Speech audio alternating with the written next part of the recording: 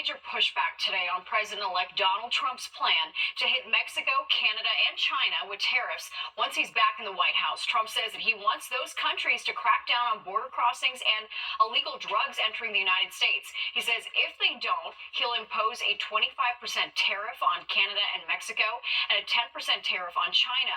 But Mexico is threatening to hit U.S. goods with tariffs, and China says no one will win a trade war.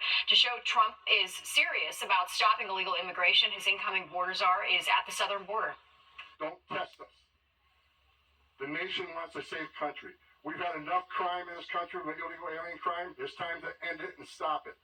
President Trump's committed to it. He's committed to securing this border. The U.S. is the largest importer of goods in the world, with Mexico, China, and Canada its top three suppliers.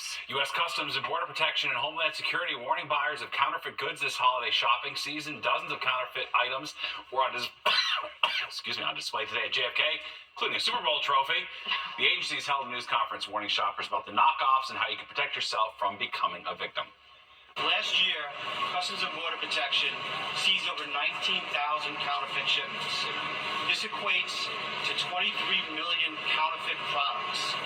If those goods were legitimate, they would be worth MSRP $27 billion. All right, officials say be sure to purchase goods from credible sellers because counterfeit items pose all sorts of trouble, including safety and health risks.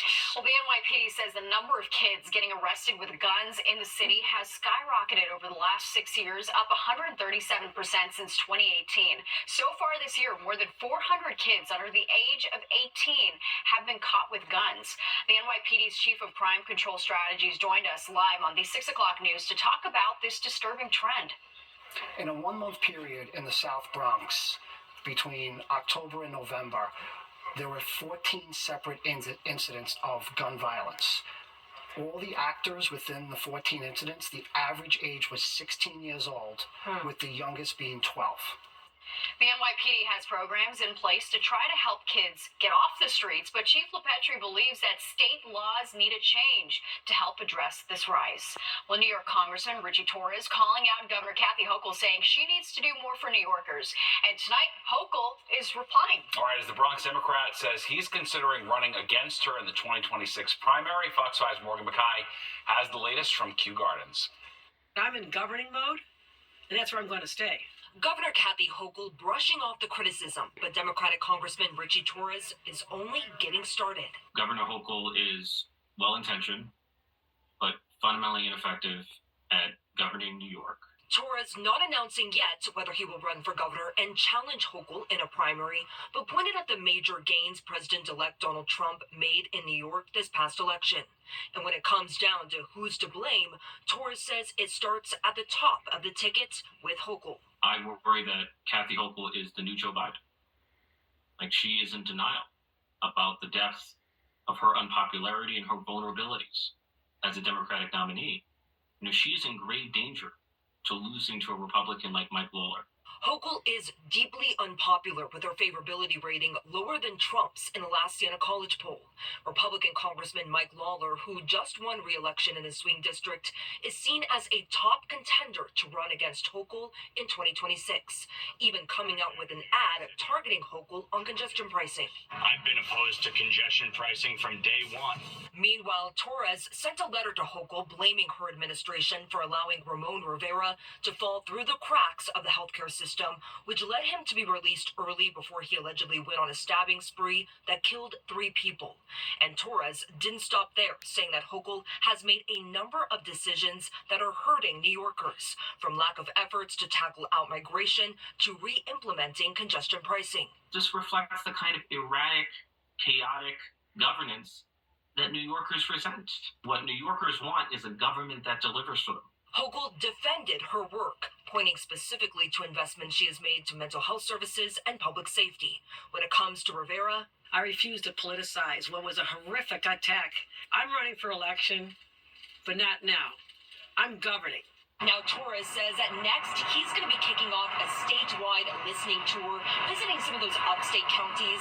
After that, he says, stay tuned. Reporting from Queens, I'm Morgan Mackay, Fox 5 News. From his honor to defend it. A trial date is now set for Rudy Giuliani over whether he tried to shield assets as part of the defamation case won against him, but it wasn't without some drama in the courtroom. Plus, from the Five Towns to a viral sensation, this is not your grandma's book club.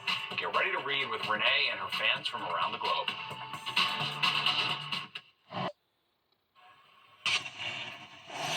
The Yankees and Mets among the 5 teams reportedly who offered free agent Juan Soto a deal. The world champion Dodgers and Yankee division rivals Red Sox and Blue Jays also reportedly offering the 4-time All-Star a deal. The 26-year-old outfielder expected to take until at least December to decide on which team he signs with. Soto is expected to have a contract of at least 10 years and $600 million. Wow.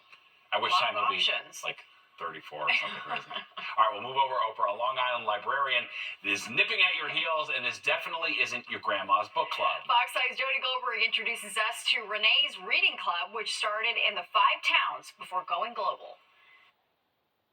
At least twice a week, Reader's Desk. you can find Renee Weingarten I think I have it on the display. Hold on a second. fielding questions and searching the stacks here at the Peninsula Public Library in Lawrence, Long Island. Oh, this would be a good one. I just recommend books to people like all the time. That's like my thing. It's just one of the places the lifelong librarian gets inspiration for her reading recommendations. The 66-year-old started a reading group on Facebook. I've been averaging about 10,000 members a year. That's now closing in on 60,000 members. However you want to use the site, it's there for you. For book recommendations, just posting a book.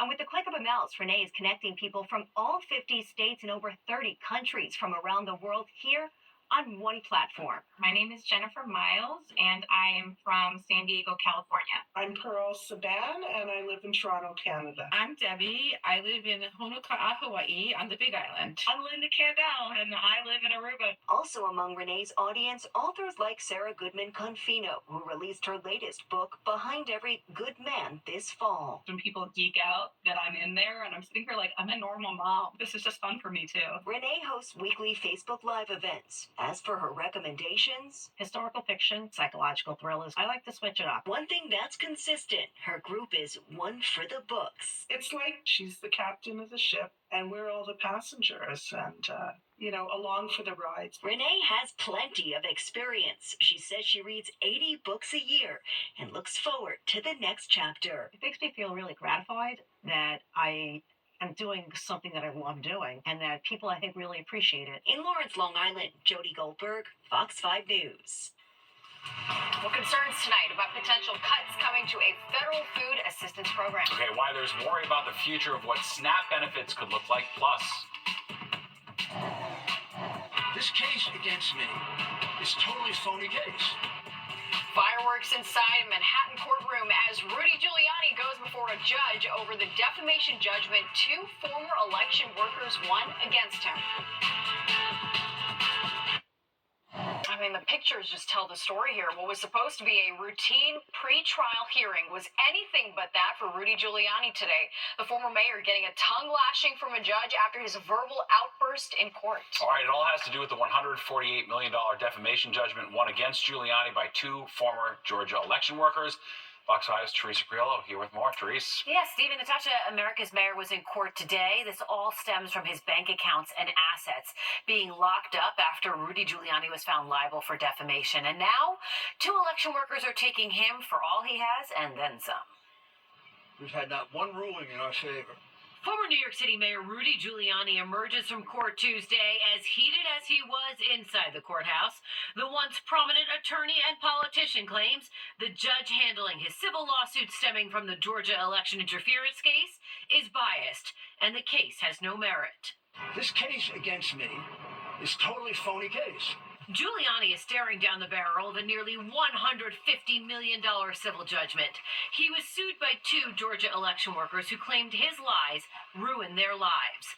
He was ordered to turn over his New York City apartment and a 1980 Mercedes, as well as 4 Yankees World Series rings, which he's been slow to do. Judge Louis Lyman rejected the notion that he's got nothing left to give. The reality is, I have no cash. It's all tied up. So right now, if I wanted to call a taxi cab, I can't do it. I don't have a credit card. I don't have a checking account. I have no place I can go take cash out except a little bit that I saved, and it's getting down to almost nothing. He does have a place in Florida worth between $1 and $2 million. If he can claim it as a primary residence, he'll keep it under Florida's homestead law. If not, it will also go towards his judgment. Mitchell Epner is a former federal prosecutor. Everything that he has now, other than the very small amounts that are protected under different states' laws, goes to the prevailing plaintiffs. And if it doesn't add up to $150 million, everything he makes in the future also goes to them. If Giuliani is allowed to keep the apartment, Epner says he can borrow against it as a means of supporting himself. If he sells the place, the profits will go towards his judgment. So another big moment that occurred today, the judge allowed Giuliani's lawyers to withdraw from the case, citing professional ethics concerns. The attorney said there was a difference of opinion, and he wished Mr. Giuliani and his new legal team, quote, every success. Steve. All right, thanks, Teresa. Officials talking safety ahead of the 2026 World Cup games in New Jersey. Congressman Josh Gottheimer, along with state leaders and law enforcement, say they're working on plans to make sure those living in New Jersey and visiting stay safe. The World Cup is watched by more than 1 billion people worldwide. Officials are using extra funding to beef up security while also improving transportation and the overall fan experience at MetLife. We are beyond confident that law enforcement will do everything in our power to prepare for this event. These preparations have already begun with the cooperation of many state, local, and federal agencies that will protect the residents, the participants, and the spectators of the World Cup. The World Cup seen as a huge opportunity to promote soccer in the U.S. as well as boosting New Jersey's economy. And remember, Fox 5 is your home for the 2026 FIFA World Cup. We're going to have live reports leading up to the big event. All right, the ongoing feud between Drake and Kendrick Lamar escalating tonight, with Drake taking new legal action. Drake is accusing Universal Music Group of using inappropriate business practices to get airplay for Lamar's summertime hit, Not Like Us, a diss track that takes aim at Drake. He filed a petition in a Texas court today, a day after making similar claims here in New York. In a statement yesterday, UMG says the suggestion that they would do anything to undermine any of their artists is offensive and untrue. Well, the fight is on to fight hunger by pushing back against potential cuts to SNAP. All right, Fox 5's Duarte Geraldino takes a look at the future of the federal program that provides food aid and benefits to those in need. Jacob and Emily Asante-Seven are proud parents and two of the more than 40 million people in the U.S. who rely on SNAP to feed their family. We represent a lot of the normal families that are getting it. I think people have like a set image in their head of SNAP recipients and stuff, and it's not always what it seems. The Asante-Sevens are joining forces with New York City officials and local organizations to press federal lawmakers to renew funding for the Supplemental Nutrition Assistance Program through the federal farm bill before the end of the year. Even with a full-time job, working and everything else, it is hard to bring food to the table sometimes, and the costs are continually rising. Joel Berg is the CEO of Hunger Free America. His team took a deep dive into U.S. Census data and found about 1.9 million New Yorkers said they often or sometimes didn't have enough to eat during August and September this year. That's a 76% jump from the same time in 2021. In New York City alone, SNAP helps put about $5 billion worth of food in grocery carts. If that program was cut by even 10%, that would take away $500 million worth of food in New York City alone. One obvious measure of this growing need is the long lines of people waiting for free food across the city. The WIC program for children under 5, school meals, and other federal programs, they equal about 17 times the dollar amount of food distributed by every charity in America. The Asante-Sevens became food insecure after Jacob fell ill suddenly and couldn't work. Emily was pregnant at the time. I couldn't afford a pack of ramen noodles.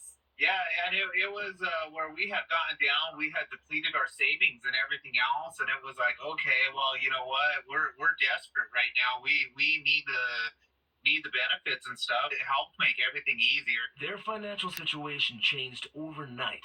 Now they're fighting to protect the very program that kept food on their table. Duarte Geraldino, Fox 5 News. Well, going back in time to trace the rise of graffiti in the city. The brand new exhibit highlighting some of the most renowned artists that took graffiti from the streets to the galleries. Plus this. Thanksgiving is just days away, And to forget about talking turkey, how about weight loss drugs? I'm Jessica Formoso with the awkward conversation that may be waiting for you. This is cool. All right, a brand new exhibit is highlighting the evolution of New York City's graffiti culture. Fox 5's Arthur Chien shows us how the art form has gone from the sides of buildings to being featured in galleries. An underground movement in the 70s and 80s, graffiti has moved above ground. In fact, above ground is actually the name of the newly opened exhibit at the Museum of the City of New York, featuring hundreds of works from artists including Keith Haring, Chris Days Ellis, and Lady Pink. Sean Corcoran is the museum's curator. It tells the story of art from the streets and the story of how a number of the artists who painted on streets and on trains left the streets and became fine artists. And their work would be seen around the world. And here's the twist. It was a different kind of artist that actually made all of this possible. Martin Wong was not a graffiti artist, but a painter who worked at Pearl Paint on Canal Street in the 1980s. Selling canvas, developing a bond with artists, he started collecting and encouraging. Sitting in front of his work today, the artist Days, a Crown Heights native, was one of those whose lives Wong touched. Part of the legacy that he leaves behind is that when you visit an exhibition like this, you're kind of looking at a time capsule for a part of New York history that no longer exists. Eventually, as deep-pocketed European collectors were buying up graffiti art and shipping it overseas, Wong was adamant about keeping his collection in New York, its hometown. So he donated his extensive collection to the Museum of the City of New York. So vast, only about a third of it is on display now through August of next year. For a long time, it seemed the conversation about graffiti was more of a debate about whether it was vandalism or a form of art. It seems to have been settled. And now the curator of this art exhibit says he hopes those who see it will realize that whatever it is that we do, if we work really hard at it, good things can come of it. These are largely self-taught artists who were motivated and knew what they wanted to do and who they wanted to be. And they took their craft seriously and applied the ambition. Talent is one element, but having a great work ethic and being able to sort of speak to people and connect with people is another real talent that's often underestimated. A message on what a strong work ethic can accomplish, only made possible here by the hard work of a visionary wanting to elevate other artists. At the Museum of the City of New York in East Harlem, Arthur Chien, Fox 5 News. That's very cool. Yeah. All right, Thanksgiving is all about food, and more food. All right, but with so many Americans on weight loss drugs, the feast and its leftovers could create a challenge and lead to some awkward, why didn't you finish your dinner conversations. And when you think of riding the subway, relaxation, probably the last word that comes to mind. But don't tell that to cute train riders. Well, if you thought politics was the only awkward conversation awaiting you at this year's Thanksgiving table, you might be wrong. With all the mounds of food in store, many people are wondering if they'll have to open up about taking weight loss drugs. According to the most recent numbers from Gallup, 6%, or about 15.5 million U.S. adults, say they've taken the popular injections to lose weight. And we're expected to eat more than 3,000 calories during Thanksgiving dinner alone. So, what's the best way to broach the topic? We sent our Jessica Formoso to find out. What do you look forward to eating this Thanksgiving? Stuffing, sweet potatoes, gravy. The turkey and mashed potatoes and gravy and pecan pie. What about the turkey? The turkey's good if it's smothered with gravy. It's the spread that keeps on giving. I eat till I can. I stop, I said that's enough. A holiday almost entirely centered around food and overindulging. But for those on Ozempic or other weight loss drugs, this Thanksgiving may be different. Overeating is not an option.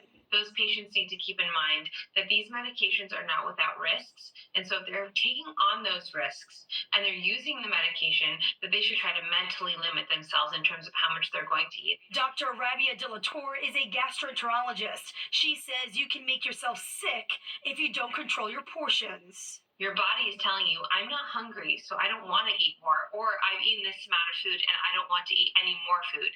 Because if I do, I might feel sick. It can make them vomit, it can make them feel nauseous, it can make them feel unwell or have abdominal pain. And then there's the anxiety of having to disclose you're on the drug if you are pressured to keep on filling up your plate. There should be no shame in anyone's game that they're taking one of these kinds of medications. Dr. Jeff Gardier is a clinical psychologist. He says if you don't want to reveal it, that's absolutely fine too. I think we should all be conscious sitting at the dinner table not to push food on anyone, because we don't know whether they may be taking this medication, whether they're just trying to not gain weight, whether they may have some other health condition. On the weight loss drugs or not, doctors say overeating is not beneficial for anyone.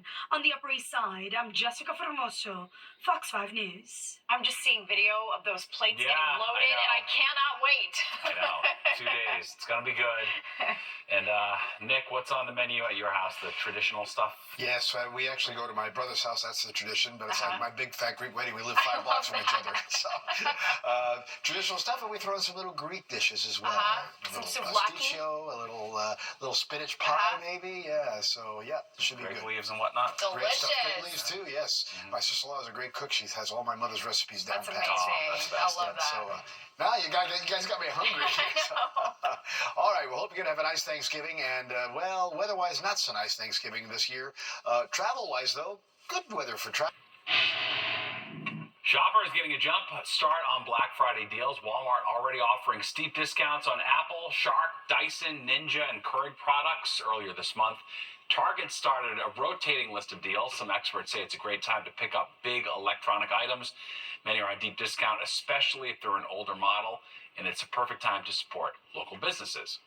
But if you can go out, whether it's a small local business, a friend who started a new jamming shop, making local jams, whatever it may be, as long as I think you're supporting it, it not only helps support those small businesses, but also makes it much more personal. All right, experts also say hold off when it comes to buying clothing. Well, one of the world's most popular theatrical troupes will say goodbye to the New York City area next year. The Blue Man Group, famous for its paint-splattering theatrics, will end its 30-plus year run at the Astor Place Theater on February 2nd after more than 17,000 performances. The show will also end its longtime residency in Chicago in January. The company did not say why performances at these locations are ending. They still have shows in several other cities. All right, and there's more of the 10 o'clock news straight ahead. But first, here's a look at what you can expect tomorrow on the roads and the rails. Well, rest and relaxation are probably not the first two words that come to mind when you think about riding the subway, but according to a new report from a sleep apnea company, those two words describe the Q train. The report studied 23 different train lines, and they found that the Q line, the most relaxing because riders enjoy air conditioning, on-time operation, and 60 seats per car. It's nice when you can actually sit it's down. It's like being in a Bentley or a Rolls, Nick. It doesn't get better than the Q. That would be quoting Elmer Fudd, West and we Wexation.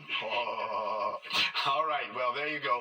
And, well, you can relax tonight and tomorrow as far as worrying about the weather. There's nothing to worry about. Going to be a dry forecast, just kind of cold tonight, close to the freezing mark north and west. Upper 30s around town, same near the coast. Just a few scattered clouds. Tomorrow, sun in the morning, gets into some clouds as the afternoon goes along. We should get back to about 50, 52 in the city, stays in the 40s north and west up. So while it's great for travel in and out of here tomorrow, the problem's going to be for Thanksgiving Day itself with rain, 51, dry on Friday, windy and colder this weekend, lots of sunshine, but only 38 by Sunday for the high, 20s early in the morning, chilly and windy early next week too. Yeah, really puts everything in perspective. Yeah, all right. I guess we need the rain. All right. Don't go anywhere.